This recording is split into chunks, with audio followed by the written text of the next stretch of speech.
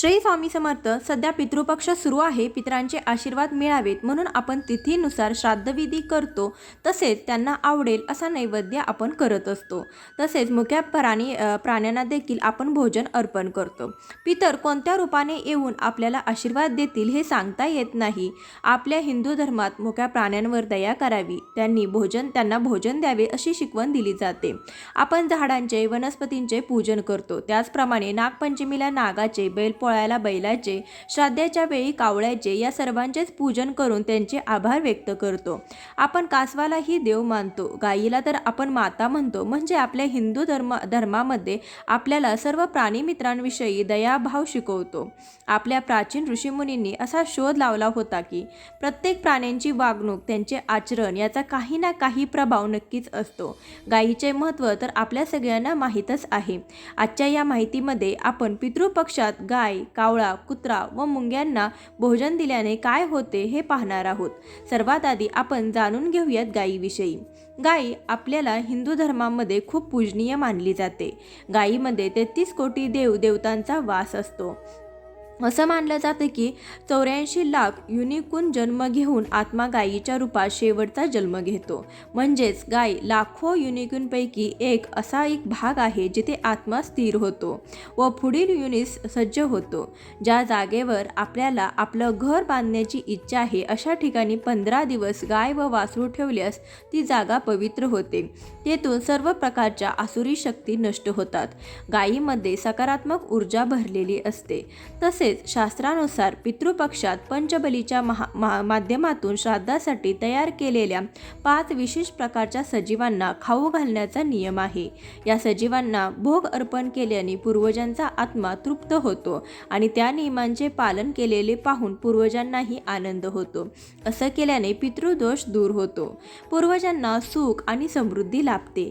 यासाठी सर्वप्रथम 5 भागांमध्ये शिजवलेले अन्न वाढा.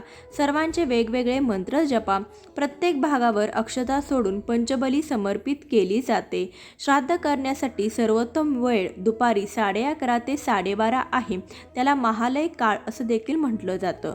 पूर्वजांच्या श्राद्धाच्या तारखेला सर्वप्रथम गायीसाठी गवत बाहेर काढले जाते आणि केळीच्या पानावर श्राद्धाचे अन्न वाढून गायीचं ध्यान करावे. गायीला अन्न देताना लक्षात ठेवा की गायीच्या दिशेने फेकू नका, तर ते स्वतःच्या हाताने भरवा. आपण एखाद्या शुभ कार्यासाठी जात असताना जर रस्त्याने गाय व वासरू एकत्र दिसले तर ते काम यशस्वी झालेच म्हणून समजा. गायीने अचानक जर तिची शेपटी आपल्यावर मारली तर ते खूप शुभ असते. हिंदू धर्मात कुत्र्याला यमाचा दूत मानलं जातं. कुत्र्याला अन्न दिल्यास भैरवनाथ प्रसन्न होतात आणि आकस्मिक येणाऱ्या संकटापासून ते आपले रक्षण करतात. असं मानलं जातं की जर आपण कुत्र्याला आनंदी ठेवले तर ते आपल्या आसपास यमदेवांना येऊ देत नाहीत. कुत्र्याला भविष्यात घडणाऱ्या घटनांचे संकेत आधीच मिळतात. कुत्र्याला दररोज भोजन दिल्याने आपल्याला शत्रूचे भय राहत नाही. कुत्रा पाळल्याने घरात लक्ष्मीच येते असं मानलं जातं. तसेच घरात कोणी आजारी पडलं असेल तर त्याचा आजार कुत्रा स्वतःवर घेतो असं देखील म्हणतात. कुत्रा पाळल्याने केतू ग्रहाचा अशुभ प्रभाव नष्ट होतो. पितृपक्षात कुत्र्याला गोड पोळी खायला देणं अतिशय शुभ मानलं जातं. कावळ्याला आपण पित्र मानतो. पुराणामध्ये आलेल्या कथेनुसार कावळ्याने अमृताची चव चाखली होती म्हणून अशी मान्यता आहे की कावळ्याचा मृत्यू कधीही नैसर्गिक होत नाही. आजारपण, वृद्धापकाळ यामुळे कावळ्यांचा मृत्यू होत नाही, तर कावळ्याचा मृत्यू आकस्मिकच होतो. कावळ्यालाही भविष्यात घडणाऱ्या घटनांचे संकेत आधीच मिळतात. पितृपक्षात कावळ्याला भोजन देणं म्हणजे आपल्या पितरांना भोजन दिल्याप्रमाणे असते. कावळ्याला भोजन दिल्याने कितीतरी प्रकारचे फायदे होतात. कावळ्यांना भोजन दिल्याने सर्व पितरदोष व कालसर्प निघून जातात. शनिदेवांना प्रसन्न करण्यासाठी कावळ्याला भोजन द्यावे, कारण कावळा हा शनिदेवांचे वाहन आहेत. दारामध्ये कावळा ओरडणे म्हणजे पाहुणे नक्कीच येणार. घराच्या उत्तर दिशेला कावळा कावकाव करीत असेल तर घरात लक्ष्मीचं आगमन होतं. पूर्व दिशेला कावळा कावकाव करीत असेल तर शुभ वार्ता कानावर पडते. तर पश्चिम दिशेला कावळा ओरडला तर वाईट बातमी ऐकायला मिळते. कावळ्याला भोजन दिल्यास हरिषट व शत्रूंचा नाश होतो. आता जाणून घेऊया मुंग्यांविषयी. आपण मुंग्यांना एक छोटासा जीव मानतो. आपण त्यांना जास्त महत्त्व देत नाही. आपल्या आसपास कितीतरी मुंग्या असतात, परंतु आपण त्यांच्याकडे दुर्लक्ष करतो. परंतु नीट लक्ष दिले तर मुंग्या फार मेहनती व एकतेने राहणारे जीव आहेत. या विश्वामध्ये मुंग्यांच्या अनेक जाती बघितल्या जातात, परंतु आपण शक्यतो लाल मुंग्या व काळ्या मुंग्या या 2 प्रकारच्या मुंग्यांनाच ओळखतो. मुंग्या स्वतःच्या वजनाच्या 100 पट अधिक वजन उचलू शकतात. इतकी क्षमता त्यांच्यामध्ये असते. लाल मुंग्यांना अशुभ तर काळ्या मुंग्यांना शुभ मानलं जातं. परंतु या दोन्ही प्रकारच्या मुंग्यांना फार पूर्वीपासून भोजन म्हणून पीठ टाकण्याची परंपरा आपल्याकडे चालत आली आहे.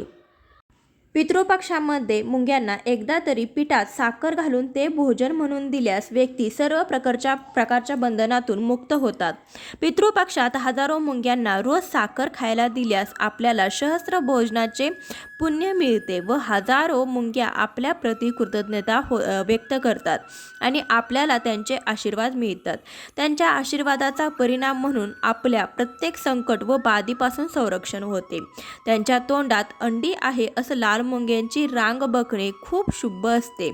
जे चिमण्यांना दाणे टाकतात व मुंग्यांना पीठ साखर खायला घालतात, पण त्यांना परलोकाची प्राप्ती होते.